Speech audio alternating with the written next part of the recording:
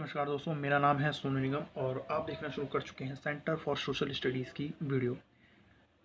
जैसे कि आप थंबनेल से समझ गए होंगे कि ये समकालीन दक्षिण एशिया वाले चैप्टर का वीडियो है। इससे पहले एक वीडियो बन चुकी है जो ये कॉन्सेप्ट क्लियर करती है कि समकालीन दक्षिण एशिया है या जो दक्षिण एशिया है वो है क्या, कौन कौन से देश इसमें आते हैं, किस तरह से इसकी राजनीति को समझते हैं। तो मैंने उसमें बताया था कि जो आसपास के देश हैं जिसमें पाकिस्तान, भारत, भूटान, नेपाल, बांग्लादेश, श्रीलंका आते हैं, मालदीव आते हैं, तो इनकी राजनीति एक अलग अलग प्रकार की है। यहाँ की जो व्यवस्था है, राजनीतिक व्यवस्था, वो अलग है, एक दूसरे से भिन्न है। कहीं लोकतंत्र सफल हुआ, कहीं लोकतंत्र सफल नहीं हुआ, कहीं पर बार बार सैनिक तानाशाही आ जाती थी, कहीं पर जो है लंबे समय तक लोकतंत्र रहा, कहीं पर राजतंत्र रहा। तो एक एक करके सबकी चर्चा करेंगे। ये पाकिस्तान वाला वीडियो होगा जो जिसका टॉपिक का नाम है पाकिस्तान में सेना और लोकतंत्र। पाकिस्तान में सेना और लोकतंत्र जो ये बताएगा कि किस तरह से पाकिस्तान में सैनिक शासन आते रहे और किस तरह से वहाँ पे बार बार लोकतंत्र की स्थापना भी होती रही, लेकिन सैनिक शासन ने तख्ता पलट के द्वारा लोकतंत्र को पलट दिया। तो शुरुआत करते हैं शुरू से ही। आपको पता है कि 1947 में भारत पाकिस्तान का बंटवारा हुआ था। जब भारत आज़ाद हुआ तो भारत में से पाकिस्तान बना, लेकिन स्थिति ऐसी थी कि एक पश्चिम पाकिस्तान और एक पूर्वी पाकिस्तान, बीच में पूरा भारत। तो दो अलग अलग जगह पर स्थित थे देश, यानी कि एक देश एक ही था, लेकिन एक आधा हिस्सा इस तरफ और आधा हिस्सा 1000 किलोमीटर दूर। तो कोई भी देश अगर इस तरह से हो जिसके दो भाग हो और अलग अलग जगह, तो उसमें सामंजस्य और तालमेल बहुत कमजोर हो जाता है। यही हो ये रहा था कि पश्चिमी पाकिस्तान में ज़्यादातर उर्दू बोलने वाले लोग थे, उर्दू बोलने वाले मुस्लिम थे। और पूर्वी पाकिस्तान, जिसे आप बांग्लादेश के नाम से जानते हैं, जो बंगाल का पूर्वी इलाका था, वो पूर्वी पाकिस्तान बना। तो वहां पे ज़्यादातर बंगाली बोलने वाले मुस्लिम थे। अब राजनीति कैसी थी पाकिस्तान की, कि राजनीति में जो दबदबा था वो पश्चिमी पाकिस्तान का था, यानी इस तरफ वाला जो पाकिस्तान। अगर मैं यहाँ पे आपको छोटा सा बना के दिखाऊं, तो आप इस बात को समझ जाएंगे। अगर ये मान लीजिए ये भारत है, तो यहाँ पे जो ये पूर्वी पाकिस्तान था और यहाँ पश्चिमी पाकिस्तान। तो पश्चिमी पाकिस्तान वाले जो नेता थे उनका दबदबा ज़्यादा था राजनीति में, ना कि पूर्वी पाकिस्तान वाले। अब ये हुआ ये कि अब आगे मैं दिखाता हूँ, पढ़ता हूँ और फिर उसके बाद एक्सप्लेन करता जाऊँगा। देखिए, पाकिस्तान का संविधान बनने के बाद जनरल आयूब खान सरकार में आ गए, पर जनता उन्हें सरकार में नहीं देखना चाहती थी। जनता का गुस्सा भड़कने के बाद उन्होंने पद से इस्तीफा दिया। तो जब पाकिस्तान का एक समूचा संविधान बना जिसमें यह तय किया गया था कि जो दोनों तरफ का पाकिस्तान है, यानी कि पूर्वी और पश्चिमी पाकिस्तान, दोनों के लिए एक संविधान बनाया जाएगा। तो जब वो संविधान बना तो उसके बाद जनरल आयूब खान, ये सेना के थे, ये सरकार में आ गए। लेकिन जनता को लगता था कि किसी सेना को क्यों जो है शासन में लाया जाए, सैनिक को क्यों शासन में लाया जाए, सेना अध्यक्ष को क्यों शासन में लाया जाए, हमें तो एक लोकतांत्रिक सरकार चाहिए। तो जनता उन्हें सरकार में देखना नहीं चाहती थी, इसलिए जनता ने उनके खिलाफ आंदोलन भी शुरू किया और गुस्सा भड़का। जब ये गुस्सा भड़का तो उन्होंने अपने पद से इस्तीफा दिया और पद उसको छोड़ना पड़ा।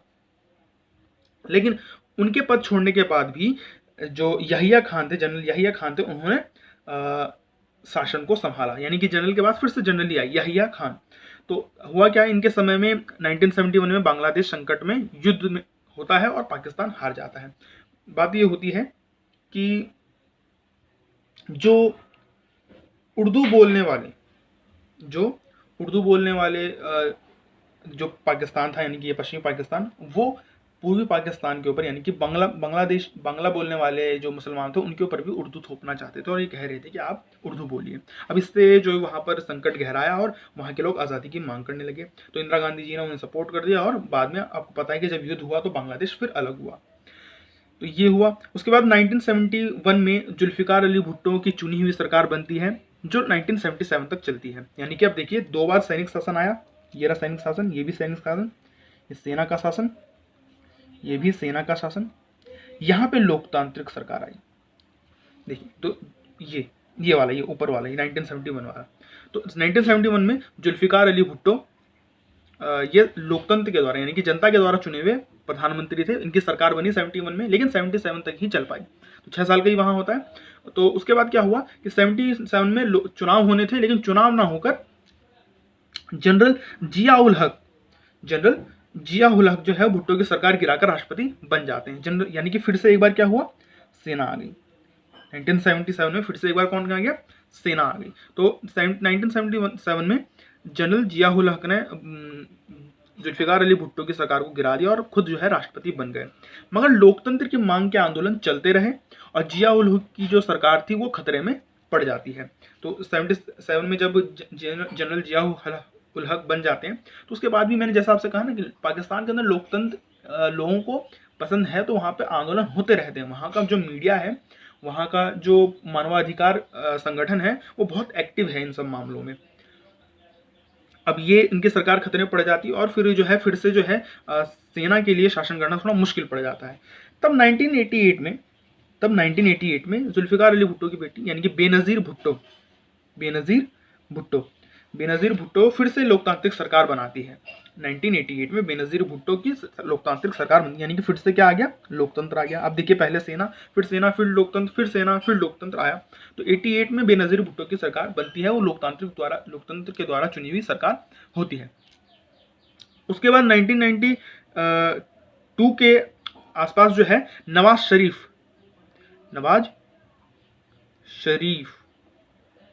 जो है वो पीएम बन जाते हैं। नवाज शरीफ पीएम बनते हैं और आपको पता है कि वो 1999 तक जो है लगभग प्रधानमंत्री रहे। तो यानी कि लगातार 2 बार चुनी हुई सरकार बनती है। 88 में बनती है, फिर 1992 में बनती है लोकतांत्रिक सरकार पाकिस्तान के अंदर। लेकिन जो 1991 में क्या होता है, 1991 में जनरल परवेज मुशर्रफ ये फिर से जो है ये सेना के होते हैं, सेना के अध्यक्ष होते हैं और ये क्या बन जाते हैं, राष्ट्रपति बन जाते हैं। यानी कि फिर से जो है सेना ने लोकतंत्र को पलट दिया, फिर सेना आ गई। तो लेकिन 1999 में जनरल परवेज मुशर्रफ ने शासन जो है वो अपने हाथ में ले लिया और राष्ट्रपति बन गए। इसी समय आपको पता है कि भारत के साथ युद्ध भी होता है। तो आप देखिए जब सैनिक शासन रहा है पाकिस्तान में, तब तक युद्ध की स्थिति बनी है। हर वक्त युद्ध की स्थिति बनी है जब सैनिक शासन रहा है। अब 1990 उसके बाद जो है आप देखिए कि 2008 में फिर 2008-9 में जब चुनाव होते हैं, जब चुनाव में बेनज़ीर भुट्टो भी खड़ी होती है, लेकिन उनको गोली मार दी जाती है तो उनकी मृत्यु हो जाती है। फिर नवाज शरीफ जो है वो पीएम बन जाते हैं। 2008-9 के चुनाव में नवाज शरीफ पीएम बन जाते हैं। और अभी हाल में ही जो है जो पिछले चुनाव हुए हैं 2018 में जो चुनाव हुए थे, उसमें इमरान खान जो है वो प्रधानमंत्री बन जाते हैं। बाद में इमरान खान यानी अभी जो है वो, तो अभी जो है लगभग आप कह सकते हैं कि पिछले 12-15 साल में तो पाकिस्तान के अंदर लोकतंत्र ही है। हालांकि ये भी कहा जाता है कि पाकिस्तान में लोकतंत्र के पीछे भी सेना ही है, कि सेना जिसे चाहती है उसे प्रधानमंत्री बनाती है, उसे जो है वोट दिलवाती है या उससे जो है सपोर्ट करती है। तो आप देखिए कि किस तरह से पाकिस्तान में कभी सेना, कभी लोकतंत्र, कभी सेना, कभी लोकतंत्र रहा है। तो हम कह सकते हैं कि पाकिस्तान का जो लोकतंत्र वो इतना सफल नहीं है। पाकिस्तान में लोकतंत्र इतना सफल नहीं है, बल्कि वहां पे सैनिक शासन को ज्यादा तवज्जो दी गई है, ज्यादा सैनिक शासन रहा है। अब इसके कुछ कारण होंगे। क्या है क्वेश्चन ये है कि पाकिस्तान में लोकतंत्र सफल क्यों नहीं हुआ। ये तो पूरा का पूरा सीक्वेंस हो गया कि कब कौन रहा, ये तो आपको जानकारी होनी चाहिए कि यहाँ पे सैनिक शासन, उसके बाद इस साल के बीच लोकतांत्रिक सरकार, जुल्फिकार अली भुट्टो और बेनज़ीर भुट्टो या नवाज शरीफ, ये लोग ऐसे हैं जिन्होंने, या इमरान खान, ये जो लोकतंत्र के द्वारा चुने गए हैं। लेकिन लोकतंत्र सफल क्यों नहीं हुआ, समय समय पे सैनिक शासन क्यों आ जाता है, या क्यों जो है सेना इतनी मजबूत है वहाँ की राजनीति में। तो उसके कुछ कारण हैं। कारण ये है कि पाकिस्तान में सेना का और धर्म गुरुओं का, आपको पता होना चाहिए कि पाकिस्तान की जो नींव रखी गई वो धर्म के आधार पर रखी गई, वो एक इस्लामिक देश है। तो वहाँ पे राजनीति के ऊपर सेना का और धर्म गुरुओं का, दोनों का ही, इनकी गर्मपंथियों का जो है राजनीति में बहुत ज्यादा दबदबा है। तो राजनीति में दबदबा होने के कारण जो है वहां पे सेना को ज्यादा सपोर्ट मिलता है। और लोग का ये मानना है कि भारत के साथ तनातनी के चलते सेना को सरकार में होना चाहिए, यानी कि उनको लगता है कि लोकतांत्रिक सरकार में खोट है, वो भारत से ठीक प्रकार से नहीं निपट सकते। वहां के लोग का मानना है कि अगर लोकतांत्रिक सरकार रही तो भारत जो है वो पाकिस्तान को पीछे कर सकता है या उसे डरा धमका सकता है। सेना के साथ जाकर वहां के लोग को ये मानना है, वहां के धर्मगुरुओं का ये मानना है, वहां के जो कट्टरवादी संगठन है जो कश्मीर मामले पे भारत के खिलाफ हैं, तो उनका ये मानना है कि सेना जो है ज़्यादा बेहतर तरीके से निपट सकती है भारत से, इसीलिए वो सेना को सपोर्ट कर देते हैं। और जो बाहरी ताकतें जैसे अमेरिका, ब्रिटेन, ये जो वेस्टर्न कंट्रीज हैं, ये भी चाहती हैं कि पाकिस्तान के अंदर सेना का ही शासन रहे। क्यों? क्योंकि पाकिस्तान के पास परमाणु हथियार हैं, पाकिस्तान के पास परमाणु हथियार हैं और उनको ये भरोसा बिल्कुल नहीं है कि कोई लोकतांत्रिक सरकार उनको सुरक्षित रख सकती है।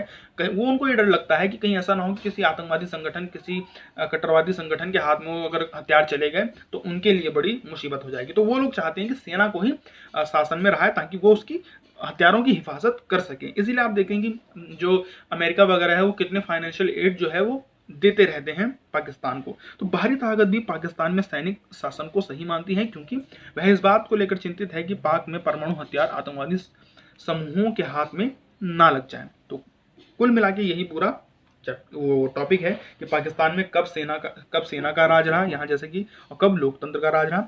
और लोकतंत्र फिर उसके बाद आप पता लगा लेंगे कि ज़्यादातर सेना का राज रहा, तो लोकतंत्र क्यों सफल नहीं हुआ, इसके बारे में चर्चा होनी चाहिए। और वो ये 3 पॉइंट है। मैं उम्मीद करता हूँ आपको वीडियो समझ आया होगा, टॉपिक समझ आया होगा। वीडियो को लाइक करें, वीडियो को शेयर करें 12वीं क्लास के छात्रों तक।